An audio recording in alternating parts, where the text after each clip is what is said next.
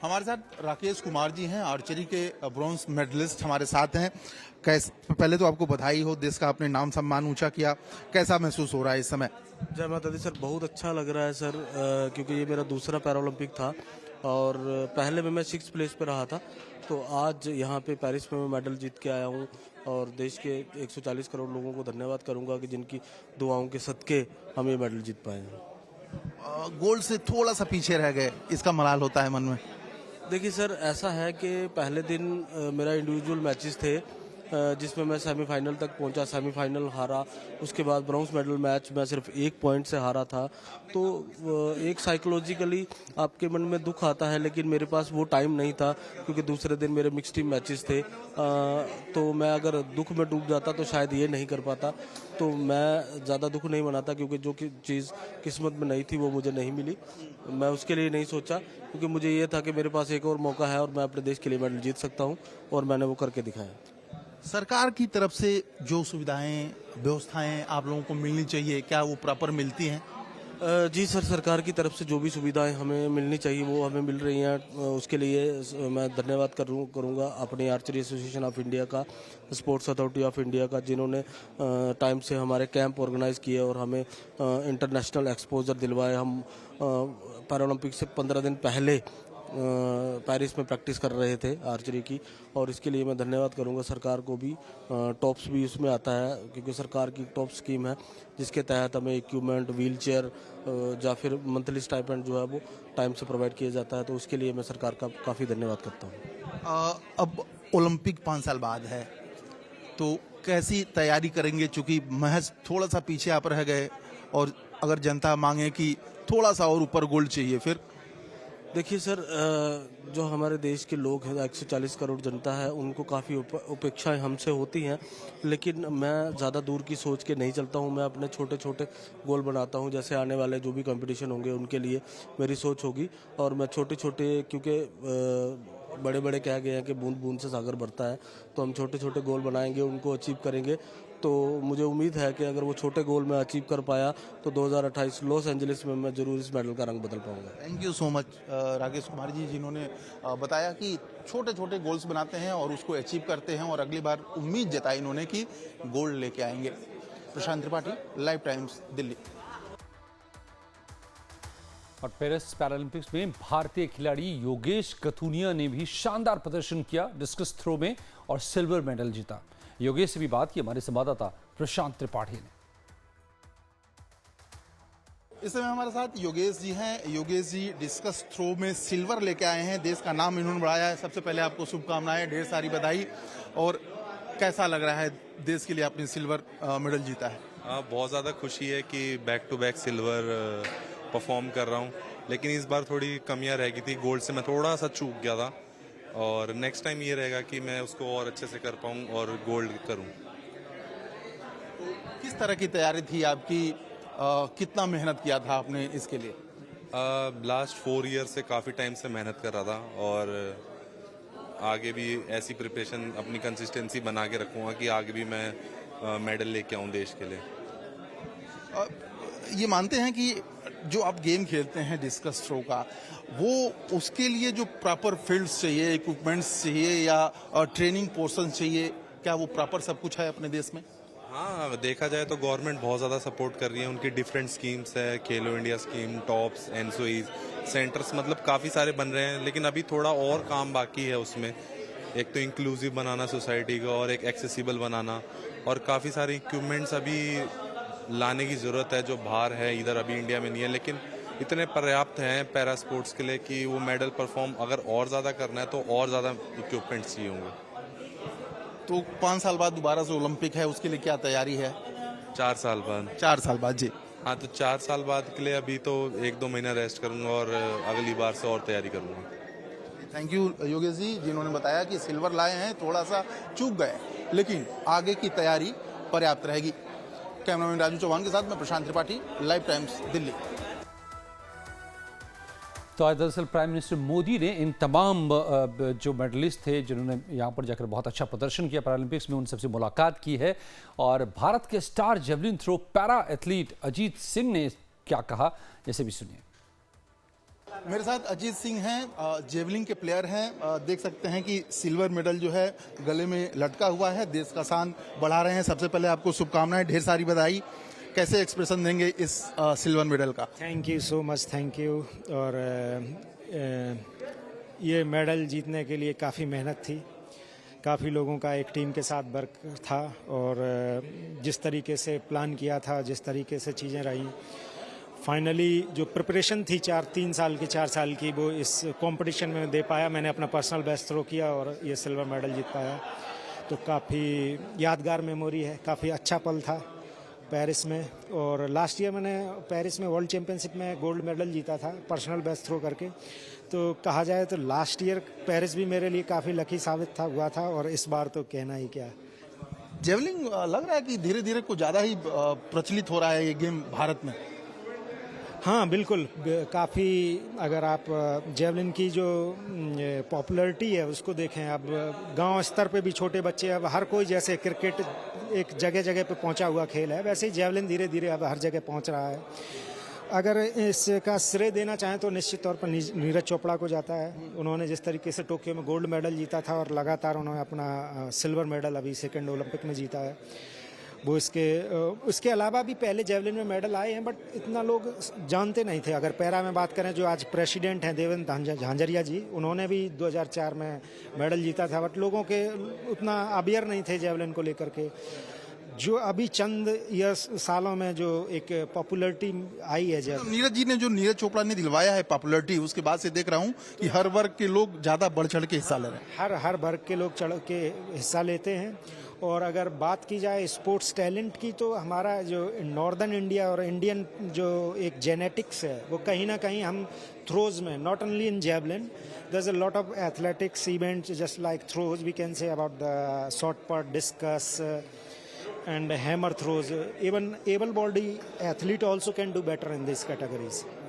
अभी हाल ही में आपकी मुलाकात हुई थी प्रधानमंत्री जी से, तो क्या बातें क्या हुई थी उस समय? मैंने एक उनसे क्वेश्चन और एप्रिसिएशन उन्होंने जो हम लोगों को दिया था जब हम लोग जा रहे थे, कि कहा था आप जाके गेम खेलिए, हारने जीतने की चिंता मत करिए। बट इसी चीज़ को जब एज ए एथलीट हम देखते हैं, तो हमारे पास ऐसे साइकोलॉजिकल प्रेशर रहता है कि जिस ऑर्गेनाइजेशन जो तुम्हें सपोर्ट कर रहा है, जो गवर्नमेंट या फिर और भी कई ऐसे ऑर्गेनाइजेशंस रहते हैं कि आपको इसमें रिजल्ट देना है, आपको इतना थ्रो करना है, तो एक वो जब आपकी बॉडी या आप जब रिजल्ट नहीं दे पाते हैं, साइकोलॉजिकल प्रेशर आता है एथलीट पे। और वही चीज़ नज़र में रखते हुए मोदी जी कहते हैं कि आप जाके खेलिए, रिजल्ट्स की चिंता मत करिए। तो यही चीज़ मैंने उन्हें कहा था कि जो आप ये बात कहते हो तो खिलाड़ी को हौसला देती है, और फिर ये जो नीचे वाले लोग बोलते हैं कि आपको ये परफॉर्म करना, ये करना, ये बहुत छोटी चीज़ें लगने लगती है। अरे जब हमारे देश के प्रधानमंत्री जी ये कह रहे हैं आप खेलिए, चिंता मत करिए रिजल्ट की, तो इन लोगों की क्या चिंता करना। ये तो लोग धीरे धीरे वो सब चीज़ें करते ही रहते हैं। साइकोलॉजिकली काफ़ी स्ट्रॉन्ग और मोटिवेशन मिलता है इन सब बातों को लेकर के।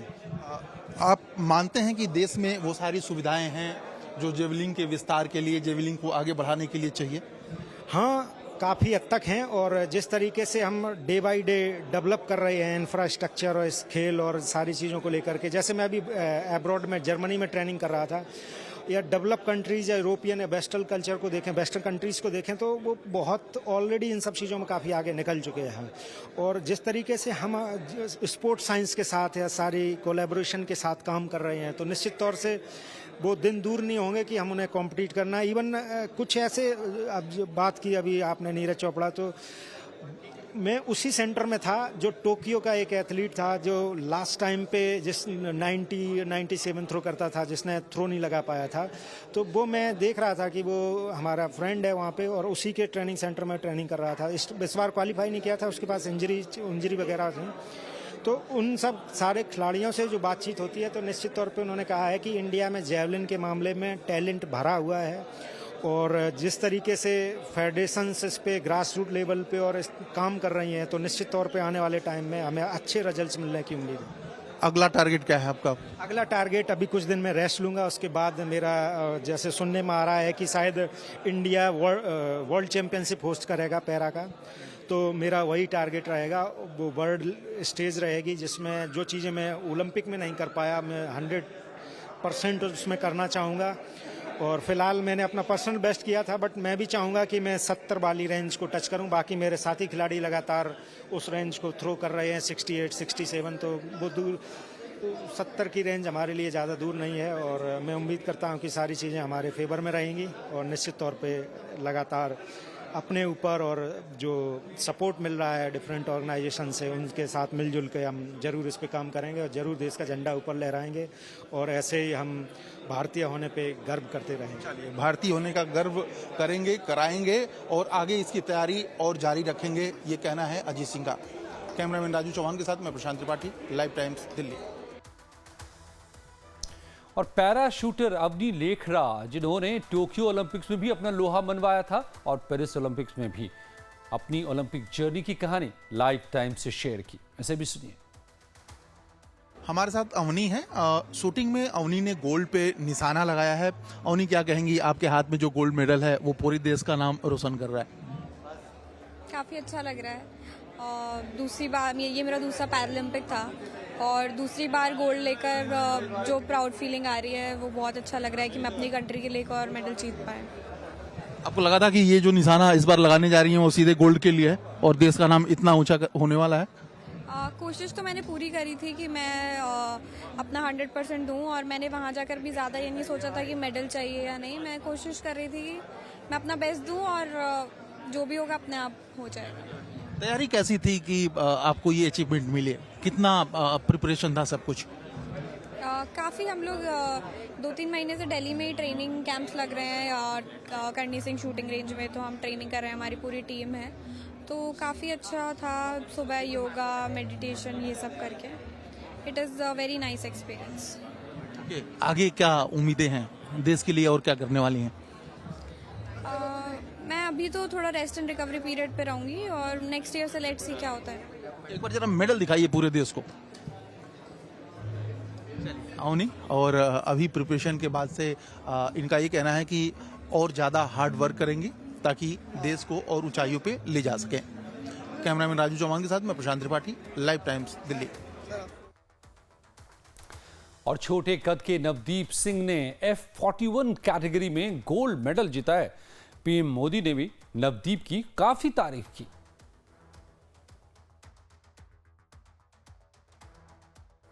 मेरे साथ हरविंदर सिंह हैं, गले में गोल्ड मेडल जो है वो आप देख सकते हैं।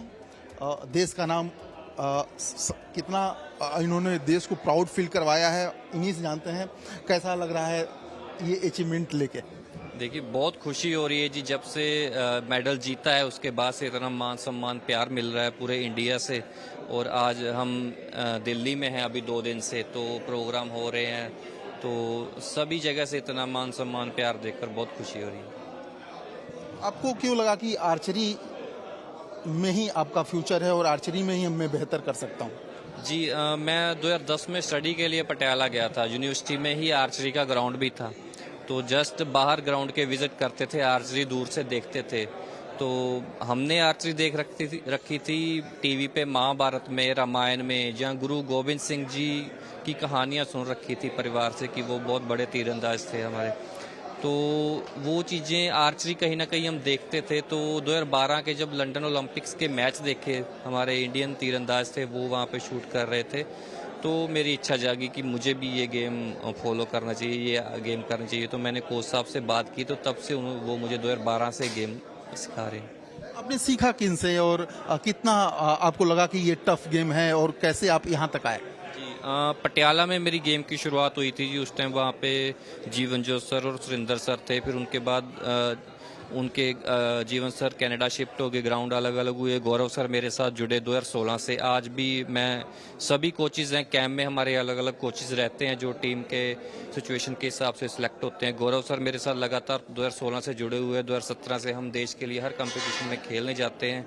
और जीवन सर मेरे बेसिक कोच हैं, मेंटर हैं, तो वो भी 2012 में उनको 2022 में द्रोणाचार्य अवार्ड मिला है, तो वो कनाडा से इंडिया शिफ्ट हो गए हैं। इंडिया गवर्नमेंट साई ने उनको HPC के तौर पर वो साई में अपनी सेवाएं दे रहे हैं और मेरे लिए ये पॉजिटिव पॉइंट रहा कि मेरे दोनों कोचेस बेसिक कोचिंग मेरे साथ थे, जीवन जोत सर और गौरव सर हमेशा होती हैं। गौरव जी आपके साथी हैं। गौरव जी ये आपसे जानना चाहूंगा कि आपको ऐसा क्या पोटेंशियल इनमें दिखा कि लगा कि ये जो निशाना लगेगा वो सीधे गोल्ड पे लगेगा और आपने चुन लिया? मैं एक बात बताना चाहूँगा सर, ये मतलब जब ये पहले कंपाउंड में था, जीवन मेरे कोच भी जीवन सर ही, हम दोनों के कोच, मैं इसका कोच हूँ, तो मतलब इसमें क्वालिटी है।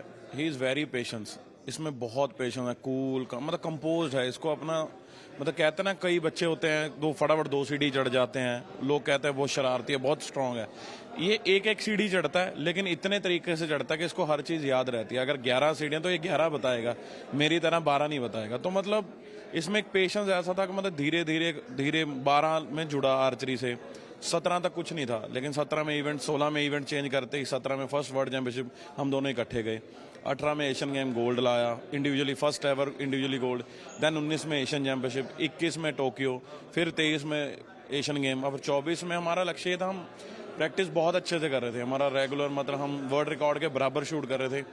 तो मतलब मैं यही कहूँगा आपको कि बहुत पेशेंस है इसमें। तो आर्चरी से पेशेंस गेम, मतलब दिन तो होना ही चाहिए बट आप में पेशेंस बहुत होना चाहिए रिजल्ट के। हरविंदर जी अभी क्या अगला प्लान क्या है? 4 साल बाद दोबारा कॉमनवेल्थ आएगा, ओलंपिक आएगा? जी हाँ, अभी देखिए प्लान तो हर खिलाड़ी का यही एक सपना होता है कि वो देश के लिए मेडल जीते, राष्ट्रगान बजे, तिरंगा ऊपर जाए, और वही एक सपना होता है जिसे पूरा करने के लिए खिलाड़ी जी जान ग्राउंड पे मेहनत करता है।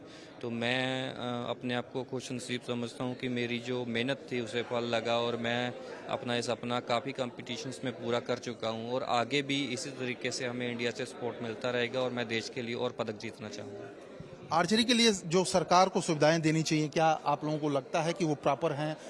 जितना भी चाहिए वो सब कुछ होता है? जी बहुत चेंज आया है पिछले कुछ समय से। जैसे मेरा 2021 में मेडल आने के बाद मेरे शहर में आर्चरी शुरू हो गई। इंडियन आर्चरी का बहुत सपोर्ट रहा है, हम टॉप्स में भी हैं। तो ये सारी चीज़ें पिछले कुछ सालों का जो बदलाव है उसकी बदौलत ही मेडल बढ़े हैं। जैसे एबल ओलंपिक्स में भी जो हमने देखा, इंडियन जो आर्चरी की टीम थी वो ब्रॉन्ज मेडल लूज़ की थी, ब्रॉन्ज मेडल तक पहुंचे। बाकी जो तीरंदाज से वो भी टॉप 16 टॉप 8 तक पहुंचे। तो निश्चित तौर पर ये एक पॉजिटिव इमेज दिखाता है आर्चरी की कि इंडिया में काफ़ी सपोर्ट मिल रहा है।